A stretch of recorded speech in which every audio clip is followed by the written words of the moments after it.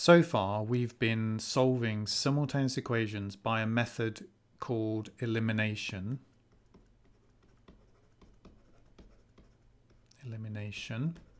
And we've been solving questions like this: x plus 3y equals 12, x plus y equals 8. Now, in these types of equations, what we've got is x and y, both on the same side, and then a number on the other side. Okay, so it's quite a good method to use this elimination. Now, when the equations are written slightly differently, it's sometimes better to use a different method called substitution, which I'm going to explain now. So I will just get rid of this.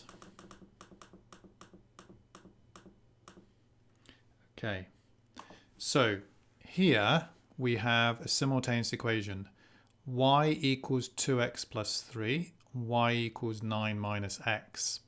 So you can see the difference here is that we've got it in the form y equals, and then x is on numbers on the other side, and this side y equals something with x's on the other side. So what we can realize is this is a simultaneous equation. So we're looking for the value of x and y so that the values fit the top equation. So y has to be equal to 2x plus 3, and it also has to fit the second equation. So y also has to be the same as 9 minus x. Now, can you see that if y is equal to 2x plus 3 and y is equal to 9 minus x, then obviously if both of these things here are equal to y, so y equals this and y equals this, then these two things must be equal. So what we can do is we can either say to ourselves, well, 2x plus 3 equals 9 minus x, or another way to think about it is that if you look at the top equation, we know that y has to be equal to 2x plus 3, but we also know that y has to be 9 minus x. So this y and this y are the same. So where we have the y in the top equation, we can replace it by this, because we know that y also is equal to 9 minus x. So we can just kind of replace it there. So this is called substitution, because you are basically replacing one of the letters with something which you know it's equal to. So my equation then becomes 9 minus x equals 2x plus 3. Now, that looks complicated, but that's just the type of equation we've had before. Put all the x's onto one side. So we can take the minus x to this side, becomes a plus x, or just add x to both sides. So we're going to get 2x plus x, and take the 3 over, and it's going to become a minus 3. So either way, how you solve it, it's going to be 3x equals 6. So x is equal to 2. Now, once I know that x equals 2 is the solution for x, I can just use one of these equations to work out the corresponding value of y. It doesn't matter which one I choose, because if we've done it correctly, they both should give the same answer. Let's use the bottom one. So, we know x equals 2 and y is 9 minus 2. So that's 7. And we can see it would have worked in the top one, because if x is 2, 2 times 2 is 4, plus 3 gives you 7. So we found the solution that fits both of the equations. Okay, so this method is called substitution. Okay, let's do another example. So here we have y equals x plus 5 and y equals 2x minus 7. So obviously these two things must be the same, or another way to think about it is, look, y is equal to this. So if we replace the y here by 2x minus 7, because we know it has to be the same, then we get 2x minus 7 equals x plus 5, and then rearrange it. Now if you take this x over, we'll have 2x minus x, leave the 5 here, and the minus 7 will become a plus 7. So we're going to get that x is equal to 12. Once we know that x is 12, we can just choose one of the equations to work out the y. I would go for the top one, looks slightly easier. So 12 plus 5, that's 17 for y. We can check it in the first one. If x was 12, 2 times 12 is 24, minus 7, yeah, it's 17. So these are the numbers that fit both of those equations. There's only one solution. Okay, let's look at this one slightly different. It's different because we have it in the form some x's and some y's equals a number, and the other one is y equals and then the x's on the other side. Now we can still use this new method substitution because we know from the second equation here that y is equal to x plus 1. Okay, so if y is equal to x plus 1, where we have the y in the first equation, we can just replace it with x plus 1.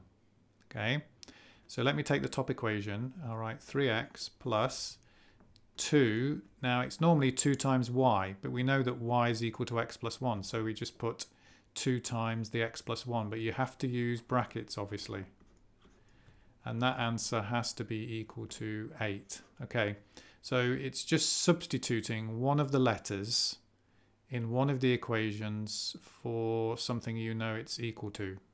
Okay, by doing that you're making an equation with just one letter in it, in this case x, and then it's much easier to solve. So now to solve this we're going to have to multiply out the brackets.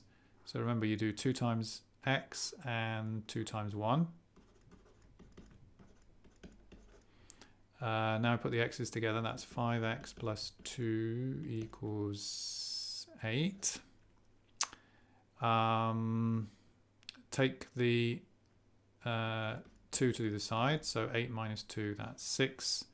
So it's going to be 6 divided by 5, which is 1.2 actually, so not such a nice number. Now we need to work out the y.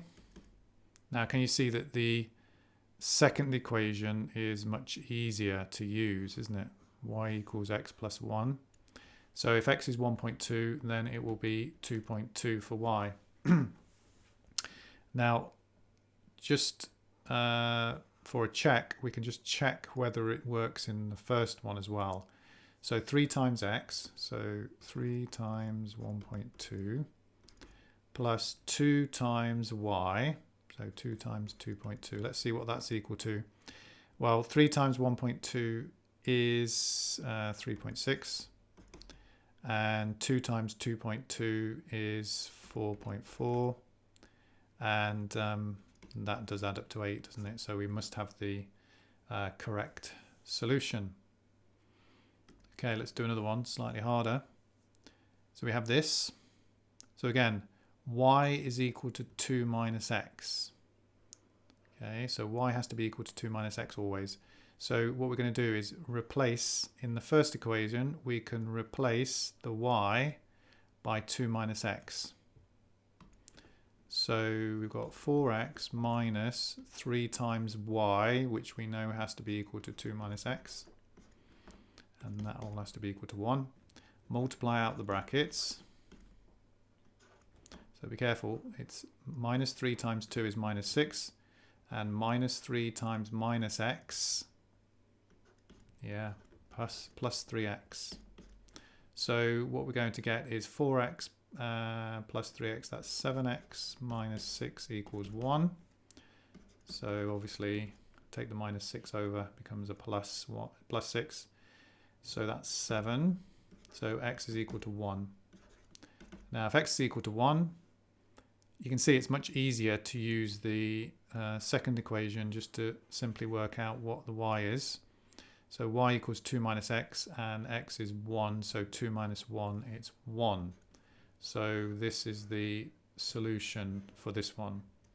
Okay, so what we're using is this method called substitution, and it's good when you either have, for example, in this case, y equals something, for example, or a case where we have something more complicated and the other one is y equals something, because we can easily just substitute it.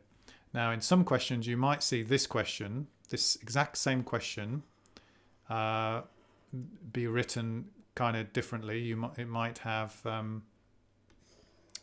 it might be something like 3x plus 2y equals 8, and then they've kind of got a rearranged version here, so they might have y plus 1, y minus 1 equals x.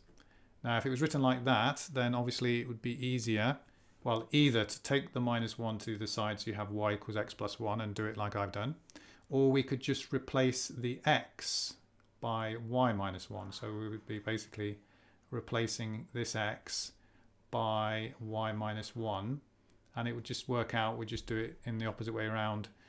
We would find the y first instead of the x. Okay, so have a go at the questions that I've set and then we will check them.